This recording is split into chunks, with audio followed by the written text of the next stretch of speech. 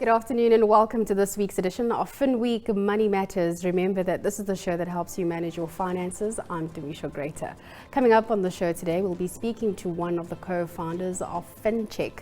Now, this is a platform where South Africans can compare financial products from different financial institutions. You want to stay tuned for that. After that, we'll be taking a look at Vodacom's recent share price movements and what we can expect going forward. Later on in the show, this is going to be a very interesting discussion to look at. We'll have experts joining us to discuss the reality of retrenchment in South Africa and how employees can prepare themselves for potential job loss. Well, we've got lots lined up for you, but before we get into all of that, do remember that we do want to hear from you. So send us your feedback or your comments. You can send it to moneymatters@avn360.com. But first, let's get straight into this week's Trend of the Week.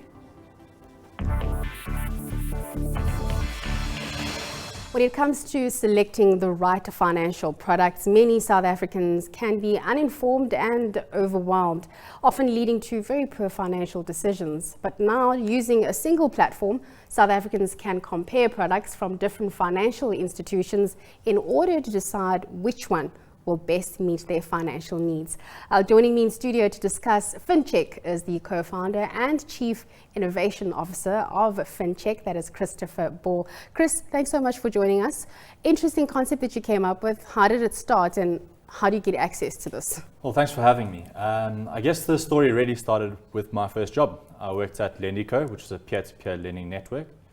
And at that point in time, I did many roles. One of them was a credit assessor. And often I saw someone that was earning 40,000 Rand a month, but applying for a loan of 4,000 Rand. Yeah. And they're getting charged interest rates of around 32%, where they could be getting rates of about 16%. So this is where the idea started. And then Mike, the other co-founder, and I developed a bit further. And we extrapolated that onto all kinds of financial service offerings. So we cover 28 different products, all the way from loans through to your check accounts, even all the way through to your money markets. Yeah, how do you access this? So you can just go online to www.fincheck.co.za and you can click around there, and it's just very simple to navigate through. And all the information is right there at your fingertips. So you mentioned different types of financial products, so from loans to investment products. Who do you have on board? Do you have any financial institutions that have looked at this, been interested? Just tell us a bit more about that. Yeah, so we've gone with the cover all kind of process. We've got relationships with certain providers, but we've also gone and dug for information on as many financial service providers as possible. So although we don't have a relationship with some of the banks, we still show their information as they show it on their website. And this is just to try to give the consumer a broad kind of overview of what the market is and where they are getting the best deals. And just tell us about matching particular products. If I just think of unit trusts, there are hundreds and you don't even know where to begin. So how do you match the instrument or what is out there with what the consumer needs? Well, we've just built our minimal viable product, and I guess in the essence of that, the thing that we're matching is people with their risk appetite. Yeah. So your unit trusts disclose where they fall on a kind of risk metric, and we've got consumers telling us that they hate risk, and you've got consumers that are telling us that all they want is risk. Yeah. So for the guys investing in high risk products, we might send them to a small cap kind of investment unit trust. So you go online, you take a look at the products that are there, you're able to look at the degree of how comfortable you are in terms of investor risk. How are you different from your robo-advisors or any other products that's out in the market there? What's really your competitive edge here? Well, we're not very different to your kind of robo-advisors. What we really are is just an aggregation platform, and that is essentially what robo-advisors do. We're very much in the simplistic stage of being a robo-advisor, but moving along forward, we might tend towards that direction of building out a full suite where we're judging people's risk appetite based on data that we can collect from Facebook or from Google searches. And that information is all out there for us to get, but we just need to decide what direction we're going to go and whether it's going to be economically beneficial for us to do it.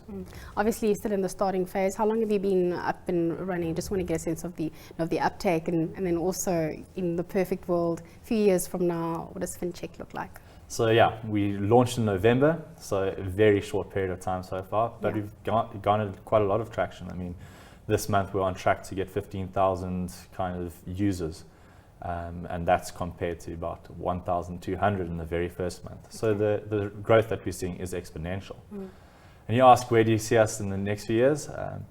You have to sort of pin me down and tell me not to think too far in advance often, otherwise I lose sight of our immediate goals. But we really are going to be a full offering suite for financial service providers, and that means moving up the value chain and hopefully all the way through to the point where we'll be offering Fincheck's own financial service products. Chris, I just want to try and later on we'll be talking about possible retrenchments, and people are obviously going to be looking at different products or different ways. Within the last couple of months since you've launched, have you seen any changes in what people are asking for in terms of the financial products that they're asking from you? Times are tough. Are you seeing more loans versus investments? Yeah, times are tough, and I think data came out today, interestingly, saying that there's been an uptick in non-repayments of loans, which is kind of scary because in the past few months we've just been having great improvements.